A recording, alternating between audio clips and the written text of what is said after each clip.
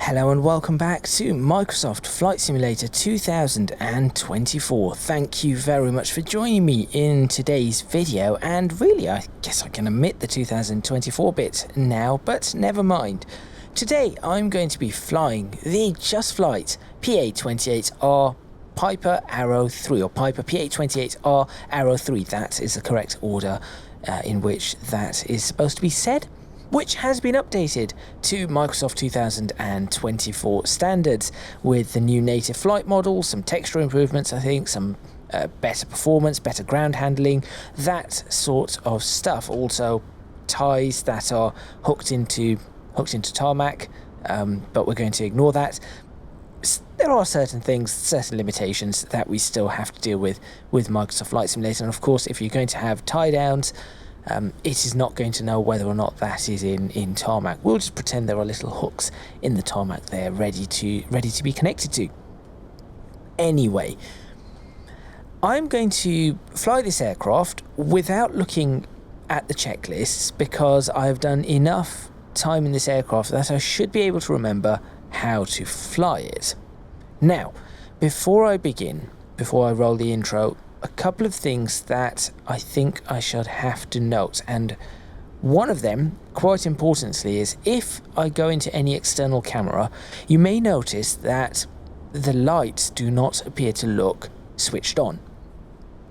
They are switched on, but just because of how Microsoft Flight Simulator 2024 has its lighting system, unfortunately, if the lights were bright enough to be able to be seen during the day, they would be extremely bright and dazzling at night, completely ruining the experience. And since night flying is where you would see lights more, Just Flights have had to make a decision on the brightness of the lights, and it is balanced to work perfectly at night as opposed to the daytime. And until Asobo and Microsoft sort that out, that is how it is going to be. Since this aircraft has been released, there have been a couple of small updates. One of them removed some interactive checklists which have been added because they were causing crashes for some people, and then an update brought them back in because it has all been fixed, which is great. I might have a look at those once the intro is over. But aside from that, I'm at Cranfield Airport, Echo Golf Tango Charlie, I believe. And I'm going to be flying, I'm just going to be flying west today. I'm not entirely sure where I'm going to fly to. Maybe I'll just do a short hop over to Oxford, perhaps. So that is a little west. I might fly out to RAF Bryce Norton, or I suppose now it's called MOD Bryce Norton. Or I might fly all the way over to Gloucestershire Airfield. That would be an interesting one. Winds are fairly light. We'll be taking off runway 03. Winds are 040 at about 5 or 6 knots. So there should be a very slight crosswind, but that should not be an issue whatsoever. Make sure you stay tuned. Let's get started and let's see if I remember how to fly this aircraft and fly it properly.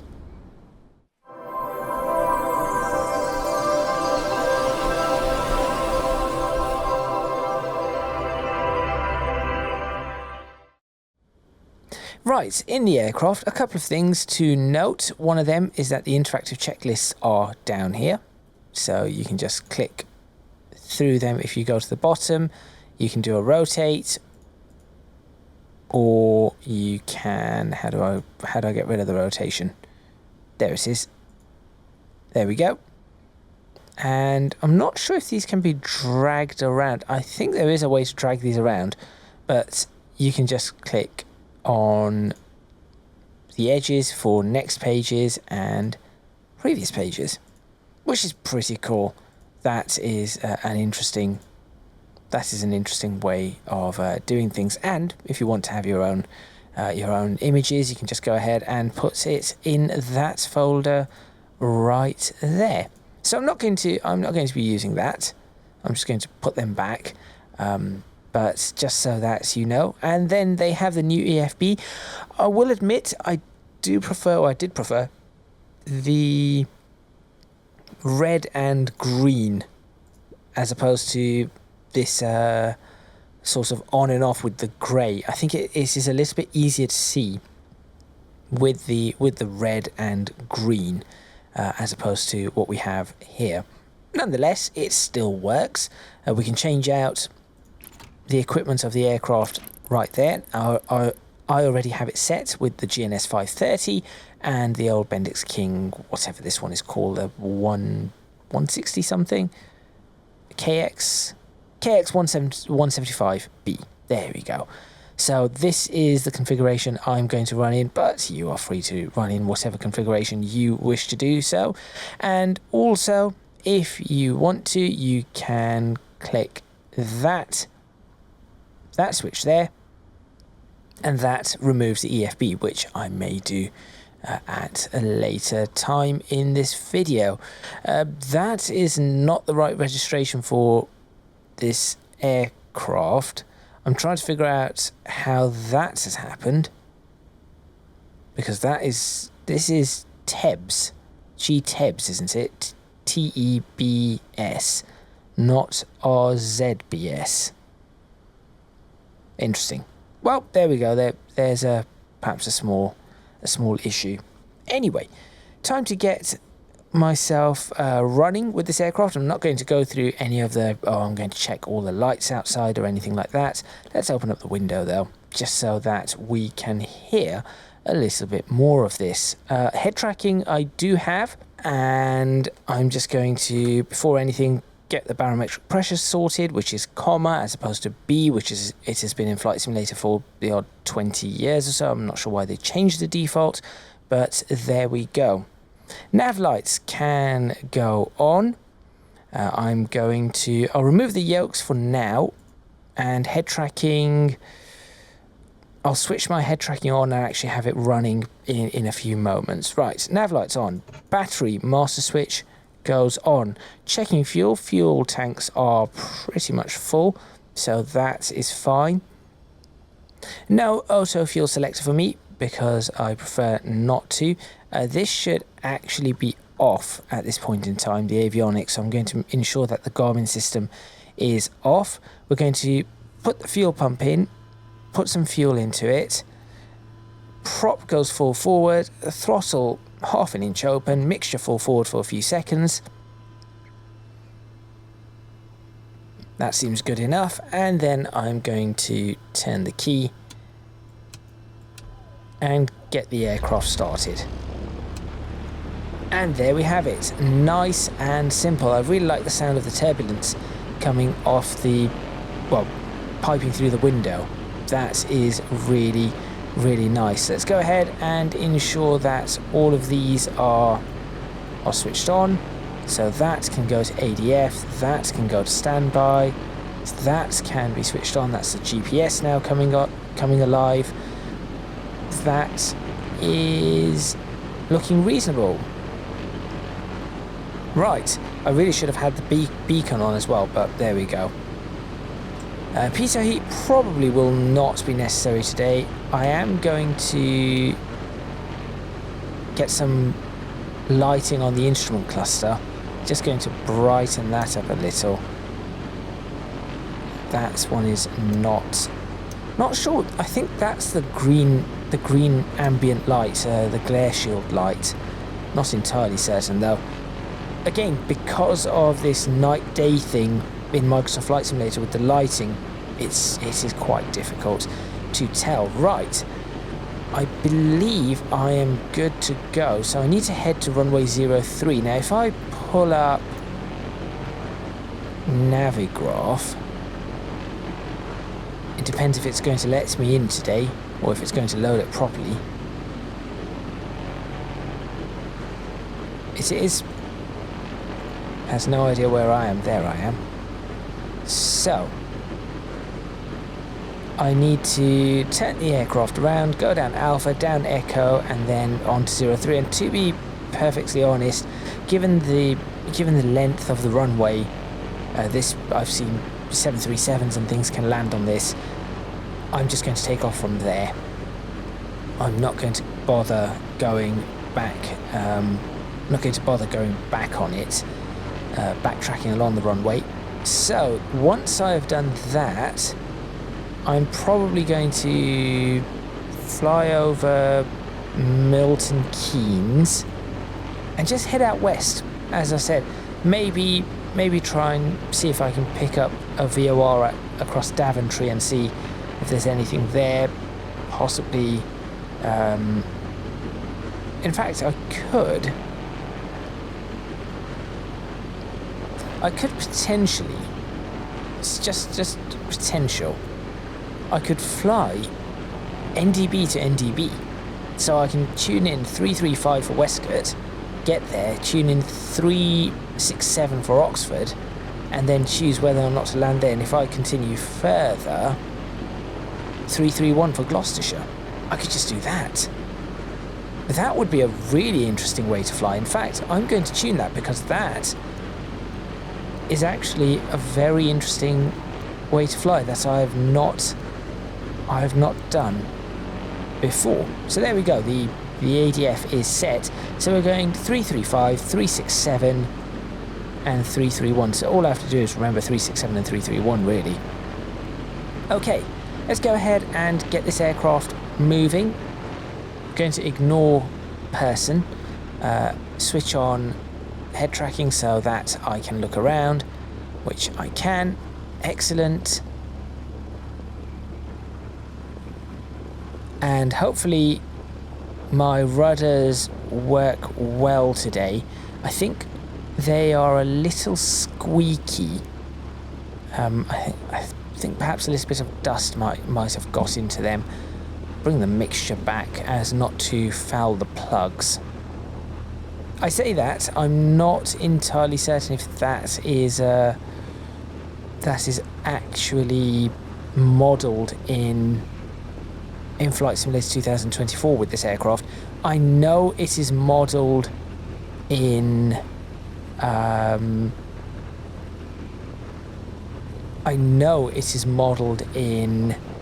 X-Plane, because I remember it was one of the features that I found so interesting in X-Plane. And what I'm going to do is I'll start the flight recorder once I have stopped down the end of this taxiway. Yes, that is what I'm going to do. In terms of performance, this aircraft performs really, or so far is performing really quite well. Ground handling apparently has been improved, but to me it feels a bit odd. I'm just going to say it feels a bit odd. Might as well just stop here. I'll just stop here, put the parking brake on, maximum mixture, maximum prop, bring up the throttle to 2000 RPM for magnetic check and gyrosuction check and all of that kind of stuff. Just a bit more power, please. Close that now. I'm just looking for no more than a 175 RPM drop. That's about 100. Back up to both. Make sure it does come up, which it does. Go to the right magneto only. Also about 100. Back to both. Gyrosuction is 4.8, which is okay. I think that is just at its minimum. That is all looking reasonable, I guess. Yep, that is all looking fine. I'm just going to exercise the propeller all the way down. Good, and all the way back up. And what I'm going to do now is bring the throttle back, get the flight recorder up and running, which I hope it works. So I'll get that recording, and then I suppose I can just close that and come back to it later. That's for replays later on, and I can start making my way over to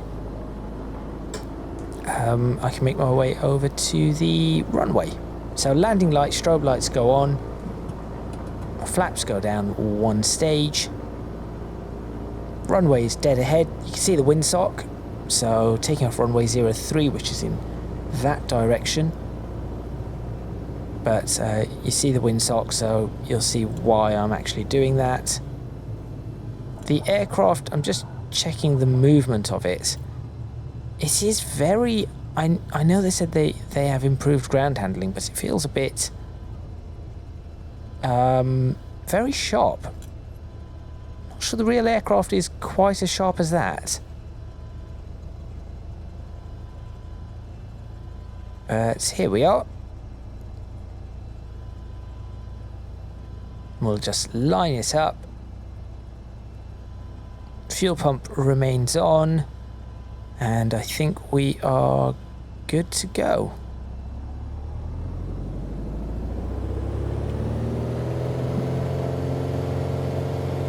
Power is set to the firewall. Keep the nose down, 60 knots. Release the rudder, release the elevator, and pull up. Watch the crosswind slightly. There isn't enough to really do too much of a wing low, but you can see how it's pushing me across. So I'm just going to add rudder in to set the nose of the aircraft, try and maintain a direction. And best climb out speed, I believe, is 90 knots for this aircraft. So the airspeed is wobbling a little, obviously, as we're going through a breeze. So there is a little bit of wobble. I can really bring out most of the rudder now at this sort of speed, and that is fine. I will need to add some rudder trim in, because the propeller does induce some movement, so I will need to add some rudder trim in, but I will do that. In fact, let me do that now. Start adding some of that rudder in.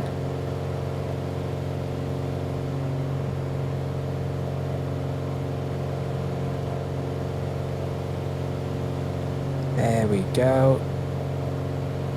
Gentle climb outs, to be honest. We're climbing just past 110 knots now. Probably climb up to, I'll say, 2,500 feet today. And as I do so, I'm going to pull back a little on the power and a little bit on the mixture as well. Probably bring the yokes back in, just so you can see that. And I'd like to turn now to be heading due. Let's go. Let's see if we can go to point directly to our first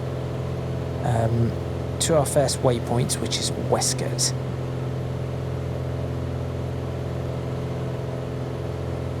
Try and put some rudder in to coordinate the turn, which is, it is working.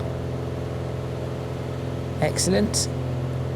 We'll just try to point directly to our first, as said, to our first waypoint. As we are coming up on my chosen altitude as well, I'll try to bring the nose down and start trimming the aircraft out.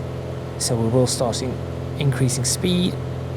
For now, I'm just going to straighten myself out and reduce the throttles so that I can settle into some sort of a cruise, which will be a little bit difficult. So 2,200 RPM is all right. Taking a look at the mixture, a little bit of turbulence. It's not a problem. That's a pretty decent view out there. Just carefully flying this aircraft and trying to adjust the trim. They have slowed down the trim in this aircraft a bit, Now I say that in Microsoft Flight Simulator 2020 the trim was atrocious. That was nothing to do with this aircraft, it was just the trim itself. As we fly over, I think it's Millbrook testing grounds. It's where they test vehicles. So that is that down there. Which I can probably, what I'm going to do is I'm going to get rid of that, because it's annoying, and take a screenshot. There we are. And now, as you can see on the ADF, I just want that pointing directly ahead of us, and that is the direction that we are headed. Excellent. I think we are looking reasonable for speed. I can actually pull the throttle back a bit, and it is a little turbulent. I will admit it is a little turbulent today. Now I could probably take some photographs if I wanted to by pressing Shift and V, is it? I hope it's Shift and V, I'm about to press it. It is Shift and V. So look at taking some photographs of where we are and the area and what I'm flying. It is always nice to do that. I think Microsoft Flight Simulator, it's interesting because I found that even though we have this photo mode available to us, it is pretty much the exact same thing as showcase mode. You can still do the focus and everything. What is that in the distance? I noticed it when we took off and I just did not want to go anywhere near it, because that's ruining the entire picture as well. Whatever it is, it's ruining the whole picture. Right, focus on flying. I'm not going to take a picture then. Just focus on flying.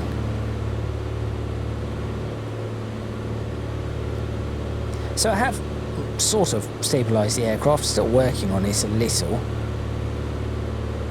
I've sort of got the aircraft stabilised at roughly 2,500 feet. But we are also going rather quickly. So we are doing 130 knots as we've crossed the M1 now. But there is a lot of turbulence there, and I can feel it. But the good thing here is that though I can feel that, I should probably have that on. Though I can feel that turbulence, this aircraft is quite responsive and fairly nice to fly overall. So in terms of the impressions I'm getting of the aircraft, it's, despite the turbulence that I'm flying through and the slight choppiness, I suppose you get that with a warm day such as this one. Despite that, it is very decent to fly. So as I said, the next one I need is 367. I have no idea. I know we are somewhere near Westcott, and one of the ways that I know that is the needle is moving a lot faster now. So if it was moving very slowly, then it means that we are some distance away. But the other way that I know this is just simply because I know the area. So I know we are fairly close to Westcott. So what I'm now going to do is dial in 367 and see if I can get Oxford up on it, which at the moment it does not appear to be picking up.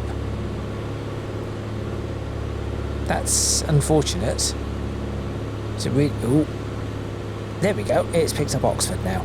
So one of the things that it does, one of the updates that they have had, is that when you dial in 367 and it isn't exactly that, so Oxford is 367.5, if it isn't exactly that, it will attempt to rotate through the decimal frequencies, which is really quite quite good. Now I could pause this right now and I'll show you that once you pause it with active pause, I have set up some views. So we've got the nose cam, which I'm going to take a picture of right now, because that does look pretty good.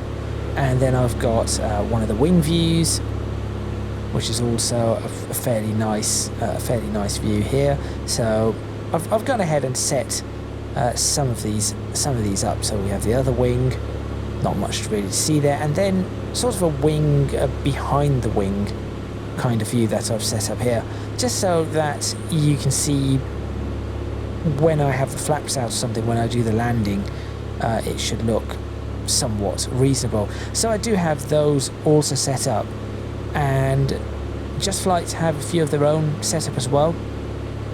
If we go through the different modes, so control 1 through 8 or 9, you will see some of the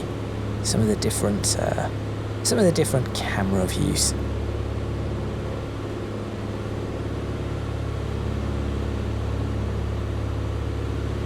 Now we do have the sun starting to dip lower in the sky. This is very accurate for what the weather currently is outside.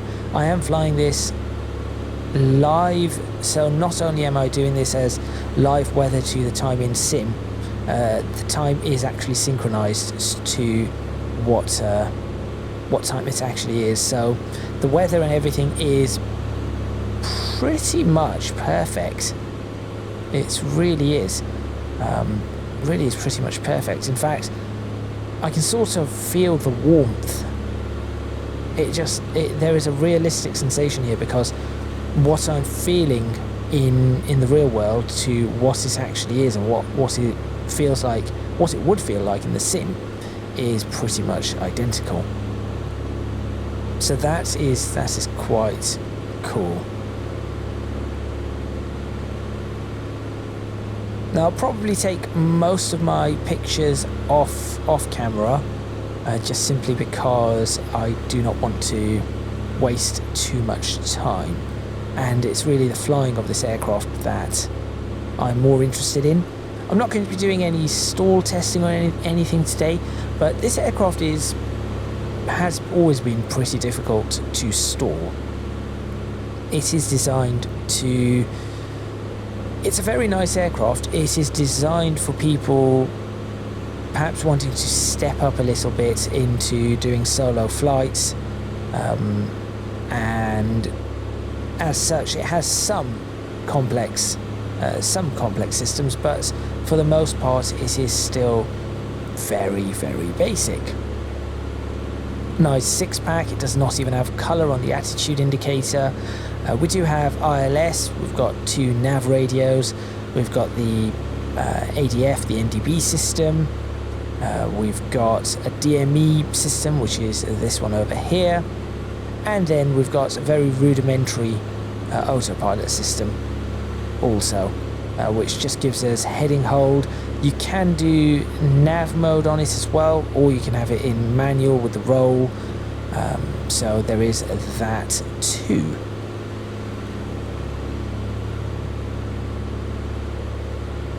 It does not have altitude hold in the real aircraft, but in this aircraft, if you just click, there's a click spot just about there, you just see it.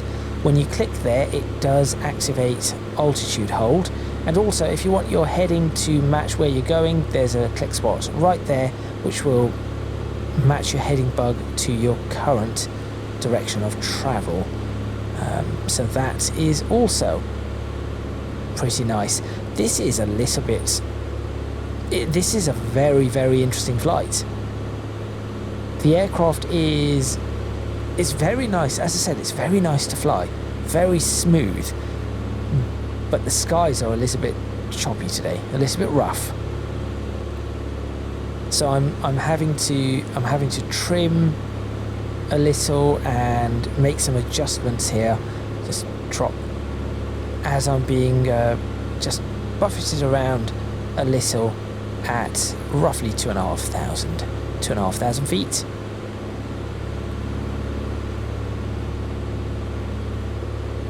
Now we shouldn't be too far away from the Oxford NDB, so I'll probably make a decision there. Just having a look around, I should be able to see Oxford, right, at this point. Oh, in fact, it looks like it's directly ahead of me. That looks like a town, or is that just trees? Not entirely certain. Can zoom in a little.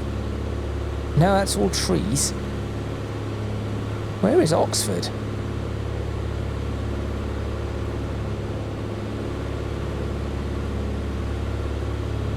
No idea.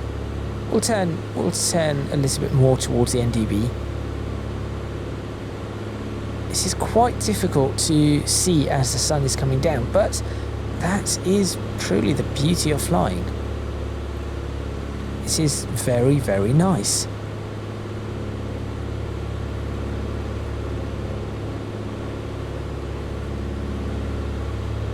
I think I can just about make out Oxford a little ahead of me. Just over, is that it? Over there? I think. But I'm not entirely certain. I was right, that was a town. But that is, I do not think that is Oxford. That's probably, if that is not Oxford, with what appears to be all those buildings, I think that might be Bicester. I think that is Bicester. Right, okay. Well, cool. We're going through Bicester. Now, can I fly this aircraft whilst in a different mode? This is probably a bad idea, right? To do what I'm doing. Yep, that is Bicester.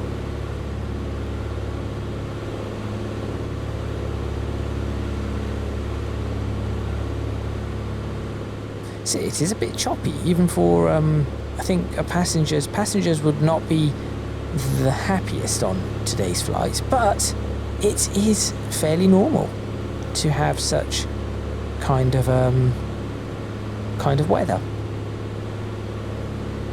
With the heat coming up off the ground, you've got the extra the convection currents, and of course from the clouds as well coming. You've got updrafts, you've got downdrafts.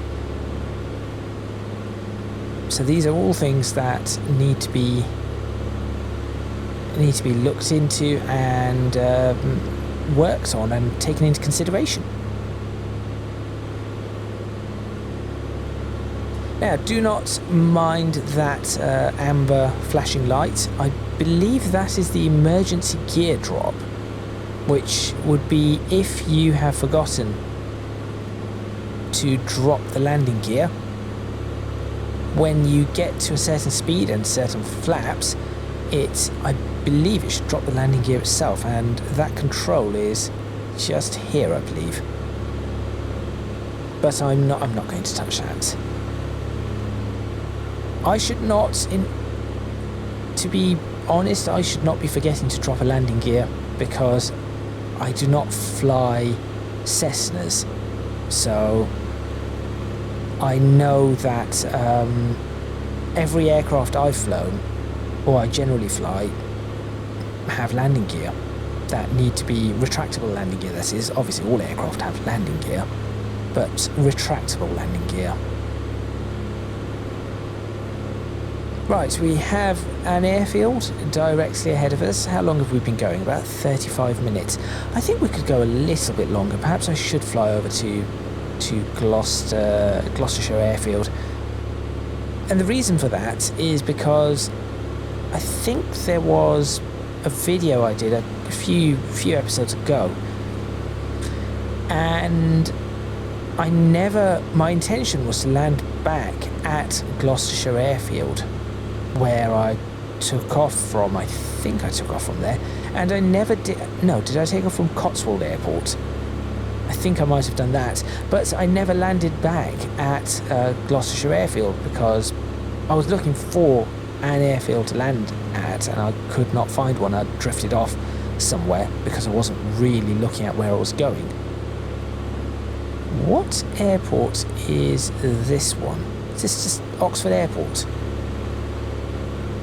Yes, that is Oxford Airport. So if I wanted to land, I could land here, but I'm not going to. What I could do is take a screenshot right here, though, possibly, just directly above an airport. What would the ideal screenshot for this be? There really is not an ideal screenshot showing up here, unfortunately. No, there is not an ideal screenshot opportunity. That's fine, just keep flying. As I said, I'll probably find some later on. Right, now that I'm past that, so 331 I think was Gloucester. So let's see if I can pick up Gloucestershire Airfield from here. Now, to my knowledge, roughly the direction should be that way. So I'm actually going to turn to a heading of 280, I think. Just coordinate up that turn. It only takes the slightest rudder movement to coordinate a turn. Especially only something that's a 10-degree bank. 280 should do. There we go. So roughly in this direction, and the reason I'm figuring that out is I'm just recognizing the hills in the distance. So I'm assuming it is somewhere in this direction, probably over those hills. But once it comes up, I should be all right. We've got a bit of a downdraft now.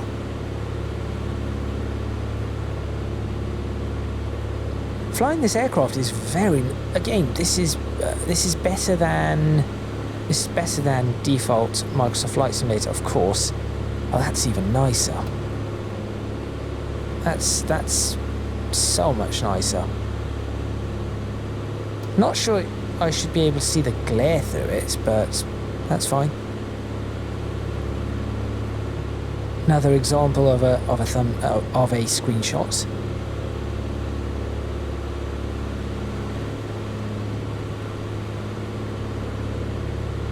Perhaps from a different angle, just trying things. I didn't mean to take two, but fine.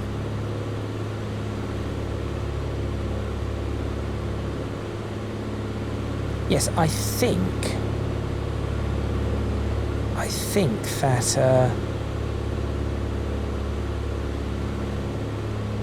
that is the right spot for the airfield, roughly in this direction. Not sure that's really helping me, to be perfectly honest, at this point. So I'll just go ahead and push that up again. Is that all the way up? I feel like that's supposed to go higher. No, it's supposed to go up. No, it is. Okay, that's fine. Ah, there we go. It has... The ADF has picked up the NDB. So how far off was I? 280. I was right. There we go. Roughly. I knew the rough direction. Now, can I get a DME for this? That is a whole other question. Is can I get a DME for this airport? I may be able to, but I'm not entirely certain whether it has it. I'm just going to checking this on my phone. Right, open airport. No, there isn't. Okay, that's fine. Not a problem. We'll work this out just by eye. So I'm thinking we've got some hills here, we've got some hills coming up. We're doing 130-ish knots. Looking around for roads. I think we are actually almost there. We've got an airport directly in front of me. Now this airfield is... what is this one? Let's have a look. What runways do we have? What can I see?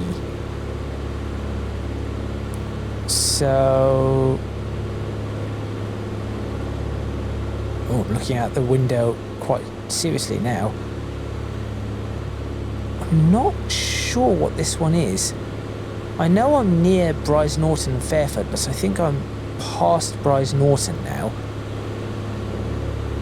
And I think Fairford is out that way somewhere. So which one is this? This is a smaller airfield.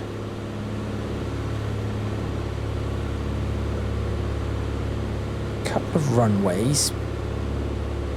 I'm not entirely certain. I've never flown in and out of that. Echo Golf. Is it Echo Golf Victor Lima? No idea. Absolutely no idea what that one could be. Oh well, that's just one. And I think... so this is the Cotswolds that we are now coming up to. And then the Malverns out that way, and Brecon is out that way. So as... right, if I remember this correctly, as I crest this hill right in front of me, the airport should be only a few miles away.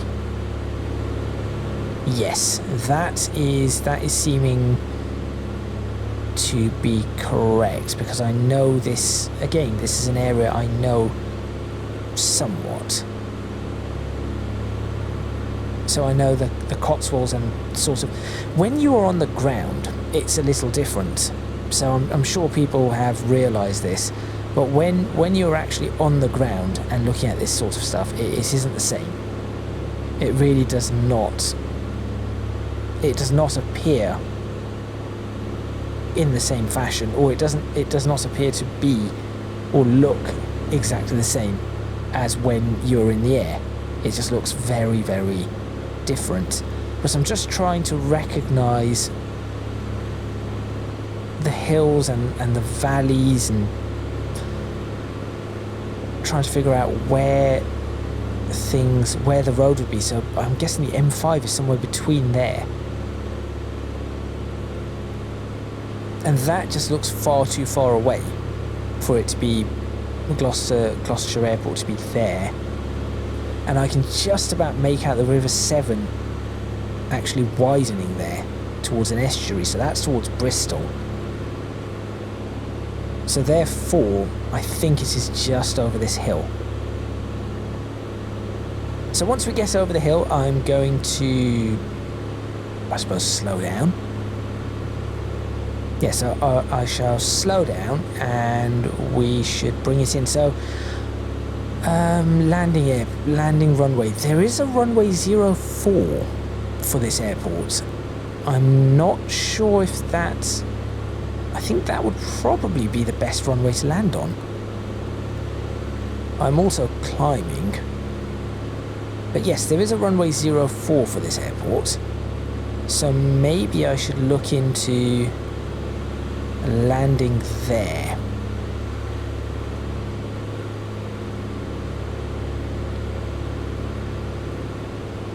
Right, I can see buildings. So let's go ahead and actually slow the aircraft down a bit.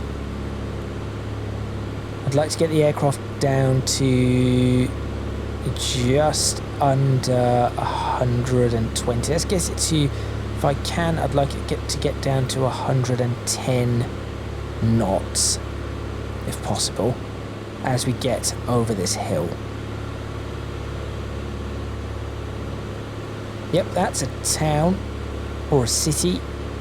So definitely, we're definitely coming up to Gloucester. So the first one is Cheltenham, where you have the horse racing. And then on the other side of the motorway, you have Gloucester. Right, it's just going to descend down to, let's bring it down to below 2,000 feet. Just going to bring the throttle back as much as I possibly can. There we go, coming down below 2,000 feet. And looking for the airfield now. Now, I also have no idea whether the Gloucester NDB is at the airfield. That is the other problem. And I'm probably going to do pattern, I'll join the circuit and do a circuit around the airport. Yes, I'll join and do a circuit around the airport. There's a lot more trees here than perhaps there should be. So we'll get down to 1,500 feet roughly. And I'm going to start scanning for the airport. There are a lot more trees here than there should be, that is for certain. I think I see the airport right there. That looks like an airport to me. Right, so at this point I'm going to center the rudder trim, because that would be a problem if I did not. 1,300 feet, so let's go ahead and see if I can trim the aircraft to maintain that. And we'll join. So at this point, if I wanted to land, I could just directly land, but I'm not going to do that. But this tells me how far away I need to be. Also, I guess I can go all the way down to 1,000 feet. Oh, I wonder if the race course is modelled here. Where is it? It's here somewhere. Hang on.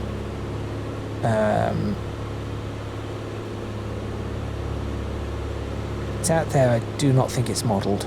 Alright, fine. Right, we are now at 1,000, or coming up to 1,000 feet. And I can have a good look at these runways now. So what I could do is overfly the airfield at this point here. Let's put the mixture to maximum. I'll have to put the props up as well at some point, just so that I can see what my options are. So some hills out to the left hand side. The runway I was looking at is that runway there, I think.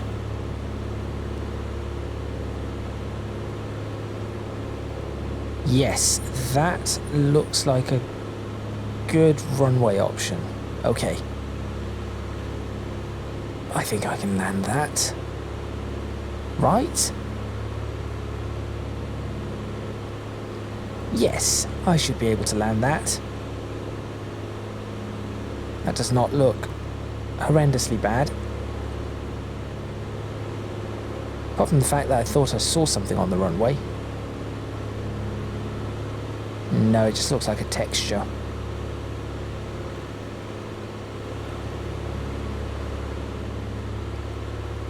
Okay, so that is my runway of choice. Let's go ahead and bring up the props, bring down the throttle, bring the first stage of flaps in, and slow myself down to 90 knots and see if I can hold 800 feet.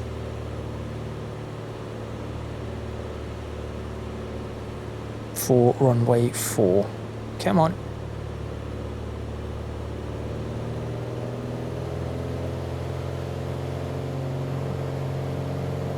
I think around that roundabout is probably a good spot to turn.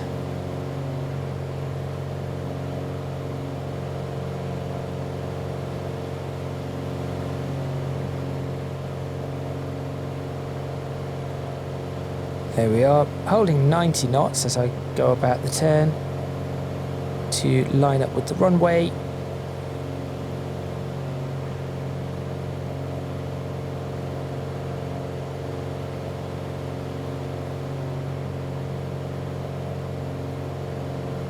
And now the question is, can I see it? I can.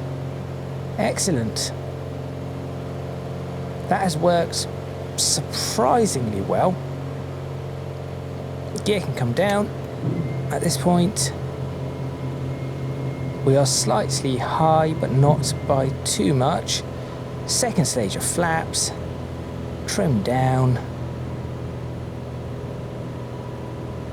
Just want to get myself into a more stable approach as I do this. So it's a lot of trees, I will say that. There are a lot of trees, and they could destabilize me. But we are now descending at 80 knots.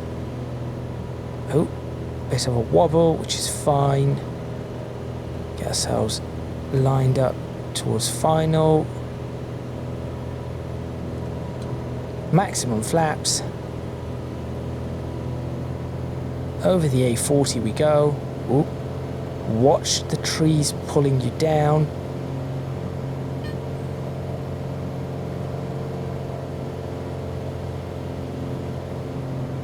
It's a lot windier than I thought it would be.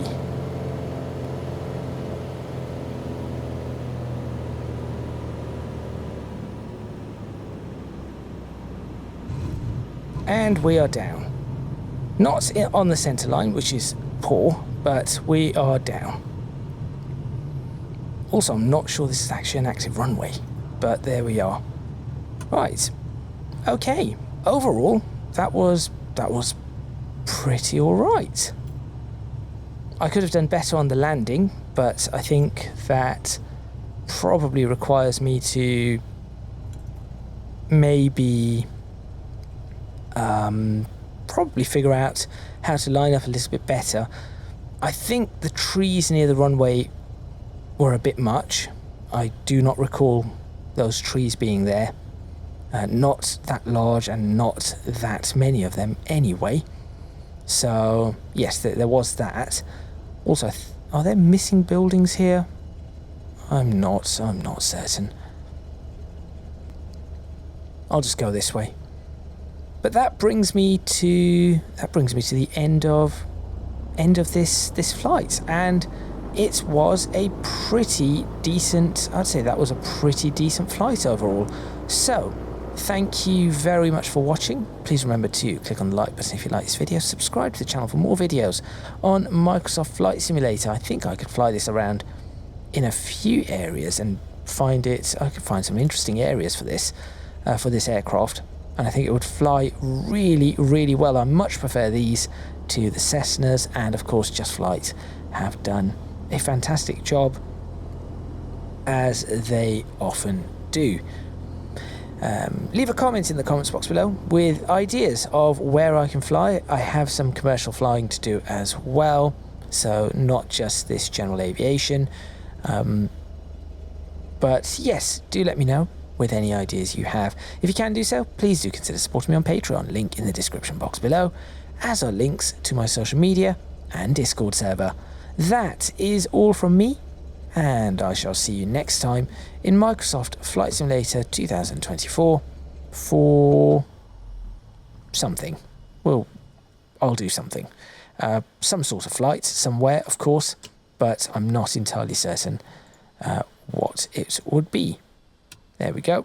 Really should have switched off the avionics first, but it doesn't matter. Things have still worked out. So yes, I shall see you next time.